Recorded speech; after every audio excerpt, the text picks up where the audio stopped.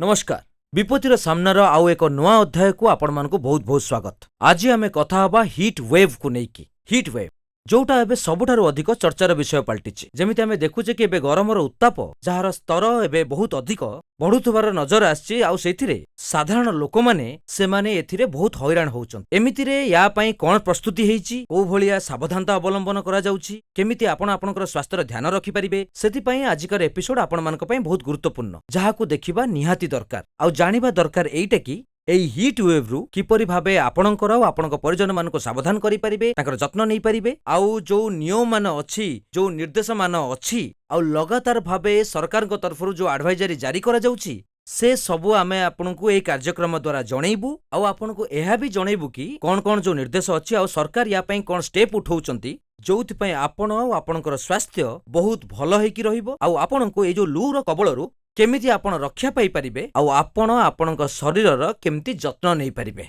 ताले आसंतु आमे आम कार्यक्रम आरंभ करिबा और आम सहित जो विशेष अतिथि माने अछंती तांकोठारु चर्चा आरंभ करिबा। सबुठु प्रथमे तांको सहित आपनकर परिचय करि दउची। आपनको जणै दउची आम सहित अछंती श्री कृष्ण एच बसु आज्ञा, जे कि मेंबर अछंती आ एचओडी अछंती एनडीएमए रो। आ तांको सहित डॉक्टर मृत्युंजय महापात्र अछंती डीजी आईएमडी रो। बहुत बहुत स्वागत जणाउची। आउ आम सहित जने स्वतंत्र अतिथि डॉक्टर अजय चौहान अछंती, director professor of medicines RML रु आम सहित जोडी हेचंती। आपनको बहुत बहुत स्वागत जणाउची। तो आरंभ मु एइठु करबी कि सर श्री कृष्ण एच बसु सारंकोठु करबी। एबे जो परिस्थिति आपण देखुचंती, आउ एथिपई आपण माने को भलिया पदक्षेप नउचंती जोउथि पई लोक माने टिके शांति रे निश्वास प्रश्वास नै परिबे, आउ एबेकार परिस्थिति कोन अछि, आउ को भलिया निर्देश जारी करा जायछि। एबे जो हिट वेव स्थिति अच्छी जो गरम लहर अच्छी ताको देशर अनेक जगार देखा जाउची। आउ यार जो अवधि अच्छी सेटा भी बहुत अधिक अच्छी, तेणु आवश्यकता अच्छी समस्ते सावधानता अवलंबन करंतु। आउ एई गरम रु समस्ते निजको रक्षा करंतु, आउ निजको हाइड्रेट करिकी रखंतु, अधिक अधिक पानी पियंतु, अत्यधिक खरारे बाहरतुनी।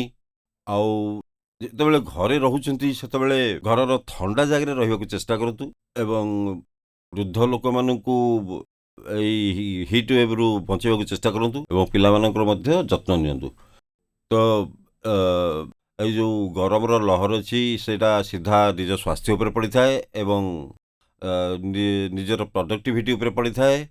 तेणु एथिरु निजको निजे बचाइबा चेष्टा करंतु, आउ पूरा परिवार को सुस्थ रखिया चेष्टा करंतु। या सहित लोक मानकर जत्न नियंतु, पशुपक्षी मानक पई मध्य पानीर व्यवस्था करंतु।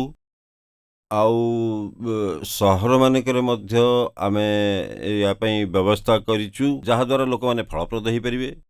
आउ गोटे कथा हला, जो माने सर्विसेस प्रोवाइड करूचंती सेमाने मध्य लोकंकर जत्न नियंतु। जेमिति कि रेलवे स्टेशन रे पानीर व्यवस्था हो, आउ बस स्टैंड रे पानीर व्यवस्था हो, छाई रे रुहंतु, आउ लोक माने सबु बेले खरारु बंचिया पई चेष्टा करंतु।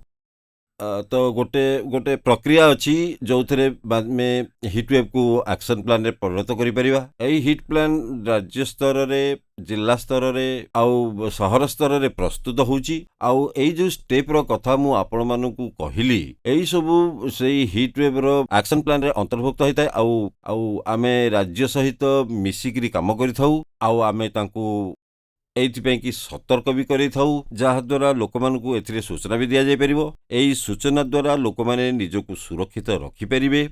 आउ स्थानीय स्तर रे हिट वेव प्लान रो अंतर्गत किछि पदक्षेप नबा मध्य दरकार, आउ सेथिपैं मध्य समस्ते सचेतन हवा दरकार। आउ गोटे कथा ता सहित समाज रे जो माने हिट वेव रे काम करंती, जो माने अधिक प्रभावित हुंती, खरारे विभिन्न प्रकार काम करिथांती, पिला माने जो स्कूल को जाती, जो लोक माने परिवा बिक्री करिथांती, आउ जो माने एभली बाहर काम करती, से माने निजको केमिति सुरक्षित रखि परिबे, निजको केमिति छाई तले रखि परिबे, ताको पई पानीर पूरा व्यवस्था रहइबा दरकार। आउ खास करी दिन समय रे जोठी गरम अधिका हुए सेथिरु निजको सुरक्षित रखिबा दरकार। एई जो व्यवस्था हेची एटा पूरा देश रे आमे लागू करिया पे चेष्टा करूछु, एथिपई आमे प्रस्तुत करूछु। आउ आज माननीय प्रधानमंत्री मध्य अपील करिसेंती समस्त लोक माननकु गरमर परिस्थिति देखिकिरी ସେମାନେ ଯେମିତି ଖରାରୁ ବଞ୍ଚିକି ରୁହନ୍ତୁ, ଅଧିକ ପାଣି ପିଅନ୍ତୁ, ନିଜକୁ ସୁରକ୍ଷିତ ରଖନ୍ତୁ, ଆଉ ପଶୁପକ୍ଷୀଙ୍କ ପାଇଁ ମଧ୍ୟ ପାଣିର ବ୍ୟବସ୍ଥା କରନ୍ତୁ।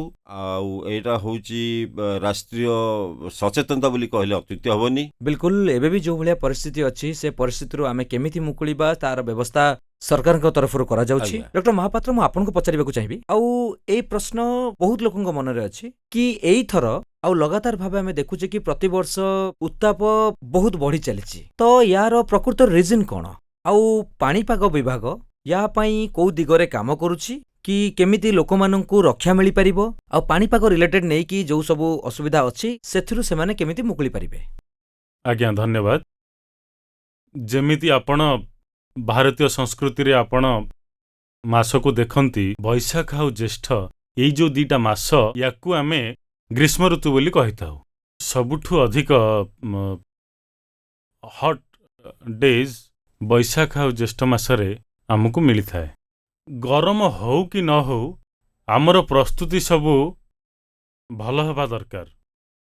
ଯେମିତିକି ଆମେ ଗରମ ଦିନରେ ଆମେ ଆମର ଯେଉଁ ଦୈନନ୍ଦିନ କାର୍ଯ୍ୟକ୍ରମ ରହିଛି ତାକୁ କେମିତି ତୁଲେଇ ପାରିବା। ଆଉ ଏଇ ମାସରେ ବେଳେବେଳେ ତାପମାତ୍ରା ସାମାନ୍ୟଠୁ ଟିକେ ଅଧିକା ହେଇଯାଏ।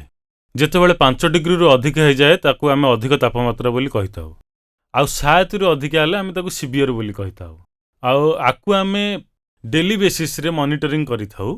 ୟାର ତଥ୍ୟ 15 ଦିନ ପୂର୍ବରୁ ଆମେ ଦେଇଥାଉ, ତାକୁ ଆମେ ପୁଣି ଅପଡେଟ୍ କରିଥାଉ ଡେଲି ବେସିସ୍ରେ। ଆଉ ଏଇ ଇନଫର୍ମେସନ୍ ସବୁ ସିଟି ପାଇଁ, ଲୋକେସନ୍ ପାଇଁ, ଆଉ ଜିଲ୍ଲାମାନଙ୍କ ପାଇଁ, ରାଜ୍ୟ ପାଇଁ ଆମେ ଦେଇଥାଉ। ଆଉ ଆମେ ଏବେ ଯେଉଁ ଦେଖିବାକୁ ପାଇଲୁ କି ଆମେ ଯେଉଁ ହିଟ୍ ୱେଭ୍ ବିଷୟରେ ଲୋକମାନଙ୍କୁ କହୁଛୁ, ଏହାର କେବଳ ତାପମାତ୍ରାର ସୂଚନା ଦେଲେ କିଛି ବି ହେଇନଥାଏ। ଆଜ୍ଞା। ଆମେ ଏଥିରେ ବହୁତ ଗୁଡ଼ିଏ ଚେଞ୍ଜେସ୍ ବି ଆଣିଛୁ। ଏଇଟାକୁ ଆଖି ଆଗରେ ରଖି ହିଟ୍ ୱେଭ୍ର ଫ୍ରିକ୍ୱେନ୍ସି, ଡ୍ୟୁରେସନ୍ ଆଉ ଇଣ୍ଟେନ୍ସିଟି ରିସେଣ୍ଟ ପିରିୟଡ଼ରେ ବହୁତ ବଢ଼ୁଛି। କ୍ଲାଇମେଟ୍ ଚେଞ୍ଜ ଯୋଗୁଁ ହଉ ନହେଲେ ଅର୍ବାନାଇଜେସନ୍ ବୋଲି ହଉ, ନିଶ୍ଚିତ ଭାବରେ ଗ୍ଲୋବାଲ୍ ୱାର୍ମିଂ ପାଇଁ ବି କ୍ଲାଇମେଟ୍ ପରିବର୍ତ୍ତନ ହେଉଛି। ଆଜ୍ଞା। ତେଣୁ ଏଇଟା ଦେଖାଯାଉଛି କି କେବଳ ଦିନର ତାପମାତ୍ରା ବଢ଼ୁନି, ରାତିର ତାପମାତ୍ରା ବି ବଢ଼ୁଛି। ଯେଉଁଦିନ ହିଟ୍ ୱେଭ୍ର କଣ୍ଡିସନ୍ ବଢ଼ୁଛି ସେଇଦିନ ରାତିରେ ବି ନର୍ମାଲ ଟେମ୍ପରେଚରରୁ 5 ଡିଗ୍ରୀ ଉପରେ ରହୁଛି ତାପମାତ୍ରା। ୟାକୁ ଆମେ ୱାର୍ମ ନାଇଟ୍ କହିଥାଉ। ଯେତେବେଳେ ଏଇଟା କମ୍ବିନେସନ୍ ହେଇଯାଏ ହିଟ୍ ୱେଭ୍ ଆଉ ପ୍ଲସ୍ ୱାର୍ମ ନାଇଟ୍, ସେଇଦିନ ଭଲନେରେବଲ୍ କମ୍ୟୁନିଟି ସେମାନଙ୍କ ଉପରେ ଅଧିକ ପ୍ରଭାବ ପଡ଼ିଥାଏ। ଷ୍ଟଡିରୁ ଯାହା ଦେଖାଯାଇଛି ବହୁତ ସମୟରେ ଯେଉଁ ମୃତ୍ୟୁ ହେଉଛି ଏଇଟା ଏମିତି ପରିସ୍ଥିତିରେ ହୁଏ କି ଯେତେବେଳେ ହିଟ୍ ୱେଭ୍ ଆଉ ୱାର୍ମ ନାଇଟ୍ ଅଧିକ ଥାଏ।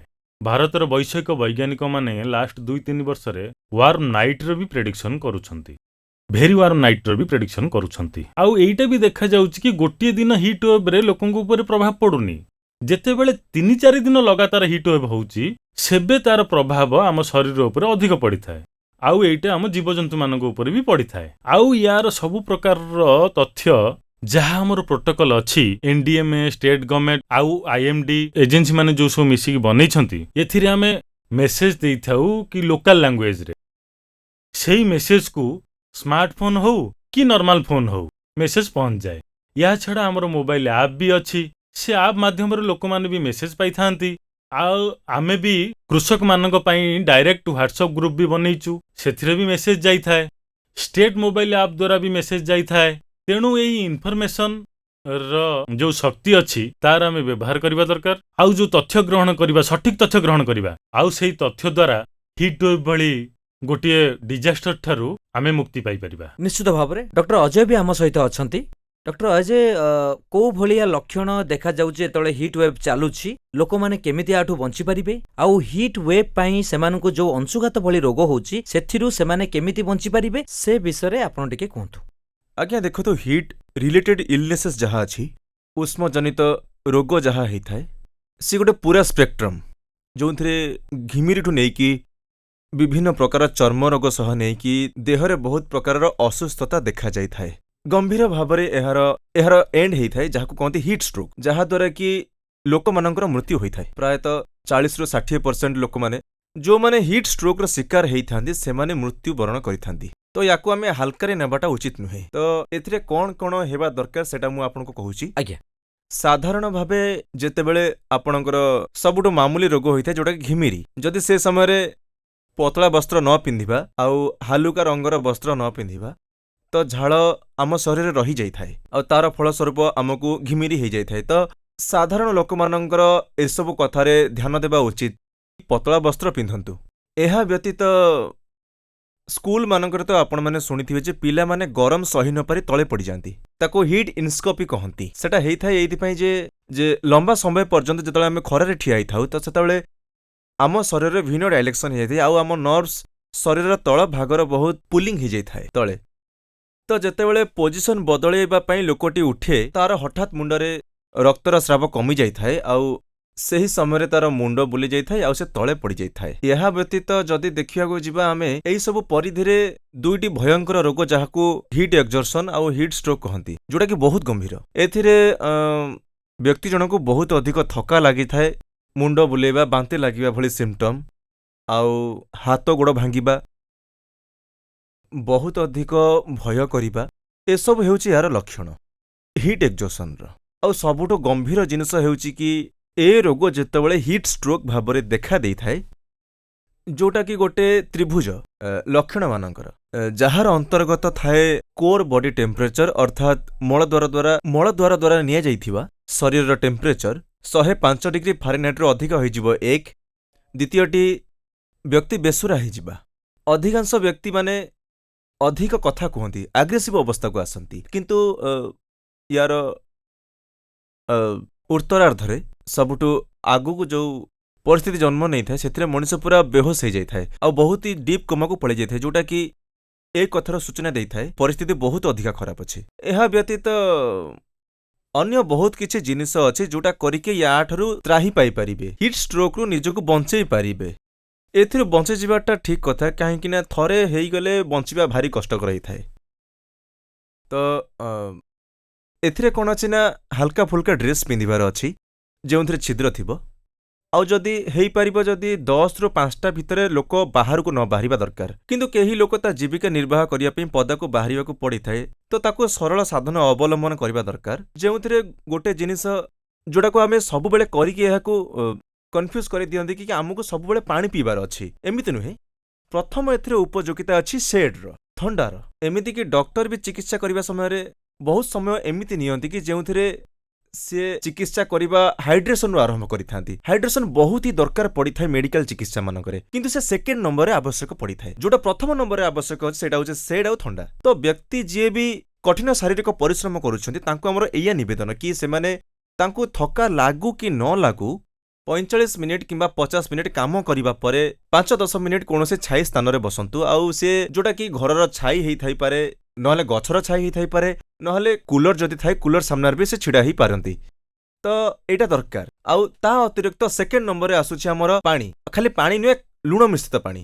ଆମର ଯୋଉ ପାରମ୍ପରିକ ପିଇବା ପଦାର୍ଥ ଅଛି, ଆଖୁ ରସ, ଲସି, ତୋରାଣୀ, ଲେମ୍ବୁ ପାଣି, ଯୋଉଟାକି ଆମେ ଅଭ୍ୟାସରେ ପଡ଼ିଯାଇଥାଉ, କାହିଁକିନା ଏଇଟା ଆମର ଗରମ ଦେଶ, ଯୋଉଟାକି ଆମେ ବହୁତ ଦିନ ହେଲା ଦେଖି ଆସୁଛୁ। ତ ଯଦି ଆମେ ଆକୁ ନିୟମିତ ନବା ତ ଏଇଟା ଗୋଟେ ମାତ୍ର ଛୋଟିଆ ଜିନିଷ ଯୋଉଟାକି ଆମେ ଉଠେଇଥିବା ପଦକ୍ଷେପ, ଯାହାଦ୍ୱାରା ଆମର ପ୍ରାଣର ରକ୍ଷା ହେଇପାରିବ।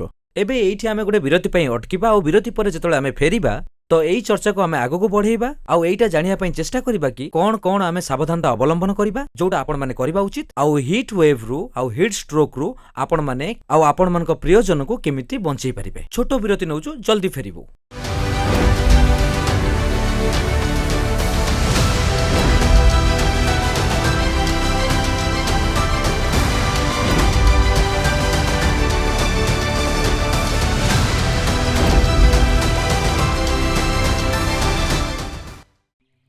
এই ଗ୍ରୀଷ୍ମ ଋତୁର ପ୍ରଭାବ ଛୁଟି ସହିତ ଜୀବନ ମଧ୍ୟ ନେଇଯାଇପାରେ। ଲୁରୁ ବଞ୍ଚିବା ପାଇଁ ପର୍ଯ୍ୟାପ୍ତ ପରିମାଣର ପାଣି ପିଅନ୍ତୁ। ଯେତେବେଳେ ଅଧିକ ପରିମାଣର ଝାଳ ବହୁଥିବ ORS, ଲେମ୍ବୁ ପାଣି ଆଉ ସରବତ ପିଅନ୍ତୁ। ଚା, କଫି ଆଉ କୋଲ୍ଡ ଡ୍ରିଙ୍କ୍ସ ପିଇବା ବନ୍ଦ କରନ୍ତୁ। ଖରାରୁ ରକ୍ଷା ପାଆନ୍ତୁ, ଖାସ କରି 11ଟାରୁ 4ଟା ପର୍ଯ୍ୟନ୍ତ। ହାଲକା ରଙ୍ଗର ଆରାମଦାୟକ ପୋଷାକ ପିନ୍ଧନ୍ତୁ। ସିନ୍ଥେଟିକ୍ ପୋଷାକ ପିନ୍ଧନ୍ତୁ ନାହିଁ। ବାହାରକୁ ଯିବା ସମୟରେ ପାଣି ସାଥିରେ ରଖନ୍ତୁ। ଛତା, ଟୋପି, ଗାମୁଛା ଏସବୁ ମଧ୍ୟ ଘୋଡ଼େଇ ହେଇକିରି ଯାଆନ୍ତୁ। ଖରାରେ ଅଧିକ ଶାରୀରିକ ପରିଶ୍ରମ କରନ୍ତୁନି। କାମ କରିବା ମଧ୍ୟରେ କିଛି ସମୟ ବିଶ୍ରାମ ନିଅନ୍ତୁ। ଏହି ସବୁ ସାବଧାନତା ଆପଣଙ୍କ ଜୀବନକୁ ବଞ୍ଚେଇ ପାରିବ। ପ୍ରତ୍ୟେକ ଲିଫ୍ଟର ଗୋଟେ ଗେମ୍ ପ୍ଲାନ୍ ଥାଏ। କେବଳ ଶକ୍ତି ହିଁ ଯଥେଷ୍ଟ ନୁହେଁ, कठिन समय रे सठिक निष्पत्ति नबाटा बहुत जरूरी अटे। निया हेउ कि बन्या हेउ कौनसी भी प्राकृतिक दुर्विपाक रे मध्य व्यस्त हबार नाही। ठंडा मस्तिष्क रे निष्पत्ति नियंतु कारण कठिन समय रे आपण मानकर सबुठारु जरूरी गेम प्लान हेउछि इमरजेंसी रेस्पॉन्स नंबर 112। ଯେତେବେଳେ ଅଧିକ ବିପଦ ପଡ଼ିବ ସେତେବେଳେ 112 କୁ ଡାଏଲ କରନ୍ତୁ।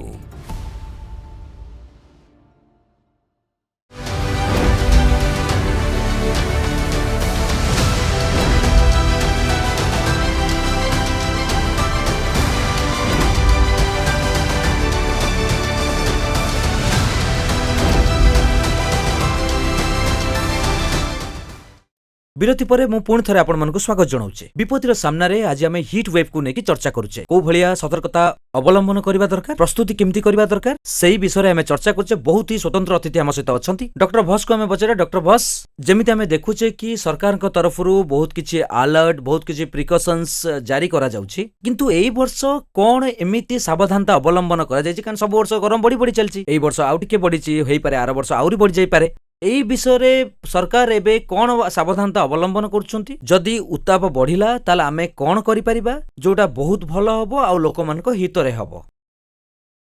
प्रथम कथा होची भौगोलिक विस्तारर कथा। आज्ञा कथा कौन कि एबे जो गरमर प्रभाव अछि जोटा कि सारा देश रे देखिवा को मिलुची, आउ सेथिपई हमर प्रयास रहिछि कि जो हिट एक्शन प्लान अछि जहा विषय रे आमे कथा हेले सेई विषय रे पूरा देश रे या उपरे काम हो, प्रत्येक जिल्ला रे या उपरे काम हवा आवश्यक, जहा द्वारा लोक माने उपकृत हो परिबे। तो यार बहुत आवश्यकता अछि, तेणु सारा देश रे या उपरे सचेतनता आरंभ हवा दरकार एवं समस्त को या उपरे चिंता करिबा दरकार, तेबे जाई आमे रक्षा पाई परिबा। आउ द्वितीय कथा हला आमे माने एबे जो विपदर कथा होउचे, जो हाजार्डर कथा होउचे, सेही हाजार्ड रे भी हिट वेव टा हाजार्डर अंतर्भुक्त नथिला, माने इनक्लूडेड नथिला। तो एबे 16th फाइनेंस कमिशन मध्य एहार तर्जमा करिसंती। तो एई हिट वेव को मध्य नोटिफाइड हाजार्ड मध्य रे निया जाऊ, आउ सेति पई राष्ट्रीय आउ राज्य स्तर रे मध्य नीति उपलब्ध अछि हाजार्ड आउ डिजास्टर पई, आउ सेटा एई हिट वेव पई मध्य उपलब्ध करा जिबा निहाती आवश्यक। तेणु एहार आउ गोटे परिणाम होउची हिट वेव पई जो सब पदार्थर आवश्यकता रहिची, जेपरि कि छाईर व्यवस्था करिबा, कूलर्स र मध्य व्यवस्था करिबा, पानीर व्यवस्था करिबा, तो यही सब जिनिस पई जो नियमर व्यवस्था रहिची से सब आमे राष्ट्रीय स्तर रे आउ राज्य स्तर रे जो नियम रहिची ता माध्यम रे एनडीआरएफ, एनडीएमएफ, एसडीआरएफ, एसडीएमएफ यांको माध्यम रे आमे ए सब उपलब्ध करि परिबा। आउ तृतीय कथा हला आमे एई जो केवल आ गोटे कथा हला डिजास्टर मैनेजमेंट स्तर रे नुहे, जो अन्य सब विभिन्न विभाग सब रहिची समस्त सहित मिसिकी काम करिवा उचित। काहेकि ना एथिरे जो पूरा सोसाइटी पूरा सरकार को अप्रोच रहिबा दरकार, जेमिति कि मो एबे येटा पावर डिमांड बहुत बढ़ी जाइची। तो को प्रक्रिया रे आ केमिति आमे पावर डिमांड को मैनेज करि परिबा, ताकू केमिति नेशनलाइज करि परिबा, लोक मानकू बिजुलीर व्यवस्था ठीक भाबरे मिलि परिबो, सेथिमे चिंता सत कथा। ए सब प्रकार व्यवस्था सरकार को तरफ करा जाउची, सेति पई लोक माने एबे टिके भलो रे अछंती, आ जोटा को समस्त आमे देखि परछि। ट्रांसपोर्टेशन अछि, आज्ञा ट्रेन्स अछि, बसेस अछि, या ऊपर हमको ध्यान दबार अछि कि जेमिति या भितरे बेसी भीड़ न हवा दरकार। जो लोक माने ट्रैवल करूचंती सेमानक पई पानीर व्यवस्था नितांत दरकार। तो एथिपई सब जो व्यवस्था रही समस्त जोड़ी हवा दरकार, आउ यार संवेदनशीलता को चिन्हिबा दरकार, आउ लोक मानकू एथिरे सचेतन करिबा दरकार। डॉक्टर महापात्र आम सहित अछंती। डॉक्टर महापात्र, आपनको जदि मु पाग कथा पचारिबी, एबे जून रो मास चलीची, आगु जाई कि एमितिका परिस्थिति रहइबो ना टिके निस्तार मिलिबो? चाहेबी टिके संक्षेप रे आपण कोंतु। जेमिति हमें कहूतिलु कि हमर पूर्व अनुमान हिसाब रे आज्ञा मे आ जून मासरे स्वाभाविक ठारू अधिक हिट वेव डेज रो संभावना अधिक अछि। स्पेशली जेतेटा राज्य अछि पश्चिम अंचल रे, प्लेन्स रे आ सेंट्रल इंडिया रे। आ गोटे कथा हला अधिक मात्रा रे आपण को ध्यान रखिबा को पड़िबो कि नॉर्थ इंडिया रे जो सब स्टेट सब अछि ता सहित कोस्टल स्टेट भी ଯେମିତିକି ଆନ୍ଧ୍ରପ୍ରଦେଶ, ଓଡ଼ିଶା, ଆଉ ଗୋଟେ ହେଲା ୱେଷ୍ଟବେଙ୍ଗଲ, ଆଉ ପଶ୍ଚିମରେ ଗୁଜୁରାଟ ଆଉ ରାଜସ୍ଥାନ। ଏଇସବୁ ଏରିଆରେ ସବୁଠାରୁ ଅଧିକ ହିଟ୍ ୱେଭ୍ କଣ୍ଡିସନ ଦେଖାଦେଇଥାଏ। ନର୍ମାଲି 5ରୁ 7 ଦିନ ପର୍ଯ୍ୟନ୍ତ ହିଟ୍ ୱେଭ୍ କଣ୍ଡିସନ ଦେଖାଦେଇଥାଏ। ଆଉ ମେ ଆଉ ଜୁନକୁ ମିଶେଇ ଦେଲେ ଆହୁରି 6ରୁ 8 ଦିନ ପର୍ଯ୍ୟନ୍ତ ହିଟ୍ ୱେଭ୍ କଣ୍ଡିସନ ଦେଖାଯିବାର ସମ୍ଭାବନା ଅଛି। ଏଇଟା ହିଁ ପ୍ରକୃତ କଥା। ନିଶ୍ଚୟ। ଡକ୍ଟର ଅଜୟ, ମୁଁ ଆପଣଙ୍କୁ ପଚାରିବାକୁ ଚାହିଁବି, ହସ୍ପିଟାଲ ତରଫରୁ ଏବେ କ'ଣ ସାବଧାନତା ଅବଲମ୍ବନ କରାଯାଉଛି? ଯଦି ଏମିତି କିଛି ହେଇଯାଏ, କାରଣ ଏବେ ତ ରୋଗୀଙ୍କ ସଂଖ୍ୟା ବଢ଼ି ବଢ଼ି ଚାଲିଛି, ତ ଏଇ ପରିପ୍ରେକ୍ଷୀରେ ସେ ରୋଗୀମାନଙ୍କ ପାଇଁ କ'ଣ ବ୍ୟବସ୍ଥା ଅଛି ଆଉ କୋଉ ଭଳିଆ ପ୍ରିକସନ୍ ନିଆଯାଇ ପାରିବ ହସ୍ପିଟାଲ ଦ୍ୱାରା? ଯେମିତି ଆପଣ ଆର୍ଏମ୍ଏଲ୍ରେ ଅଛନ୍ତି, ସେଠି କିପରି ଭାବରେ ପ୍ରସ୍ତୁତି ଚାଲିଛି, ଆଉ ଅଲଗା ଯୋଉ ମେଡିକାଲ ସେକ୍ଟର ଅଛି ସେଠି କୋଉ ଭଳି ଭାବରେ ପ୍ରସ୍ତୁତି ଚାଲିଛି? ଆଜ୍ଞା, କଥା କ'ଣ କି ଜଳବାୟୁର ସବୁବେଳେ ପରିବର୍ତ୍ତନ ହେଇଥାଏ, ଆଉ ହିଟ୍ ୱେଭ୍ ବି ସବୁବେଳେ ପରିବର୍ତ୍ତନ ହେଇ ଚାଲିଛି, ଯାହାର ପୂର୍ବାଭାସ ସ୍ୱାସ୍ଥ୍ୟ ମନ୍ତ୍ରଣାଳୟରୁ ମିଳେ। ଆମେମାନେ ଏହାର ଷ୍ଟେପ୍ ନେବା ଆରମ୍ଭ କରିଛୁ, ଯୋଉଟା 2024ରେ ଭାରତର ପ୍ରଥମ ହିଟ୍ ଷ୍ଟ୍ରୋକ୍ ରୁମ୍, ଯୋଉଟାକି ଆମେ ଆର୍ଏମ୍ଏଲ୍ ହସ୍ପିଟାଲରେ ତିଆରି କରିଛୁ, ଯୋଉଟାକି ପ୍ରଥମ ଥର ଇମର୍ସନ୍ କୁଲିଂ ଥିଲା।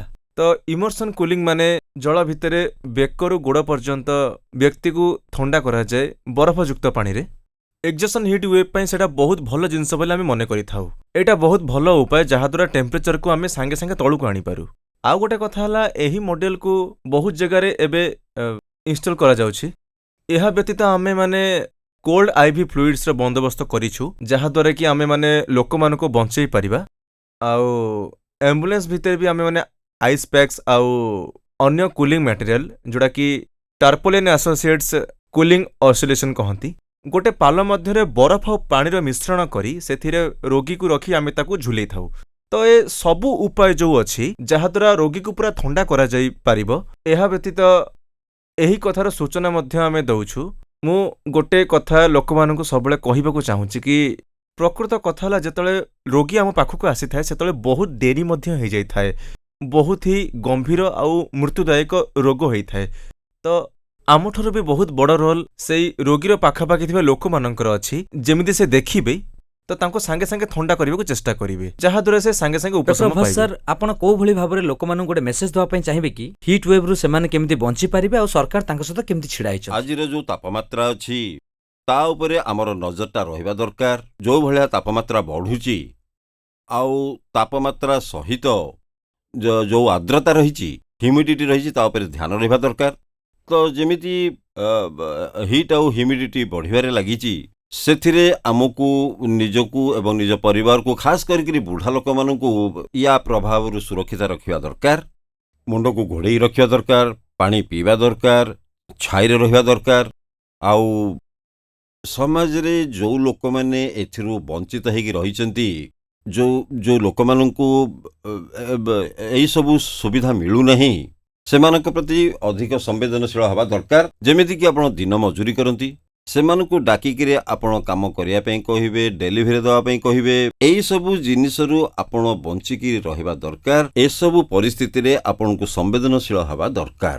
ଏମିତି ଘଟଣା କିଛି ନ ଘଟୁ ଯୋଉଥିରେ କି ଲୋକମାନଙ୍କୁ ବାହାରକୁ ବାହାରିବା ଦରକାର ପଡ଼ିବ ଏବଂ ସେମାନଙ୍କୁ ଏଥିରେ ଅସୁବିଧା ହେବ। ତେଣୁ ନିଜ ପାଇଁ ମଧ୍ୟ ସମ୍ବେଦନଶୀଳତା ଓ ଅନ୍ୟମାନଙ୍କ ପାଇଁ ମଧ୍ୟ ସମ୍ବେଦନଶୀଳତା, ଏଇଟା ମୋର ବିଚାର।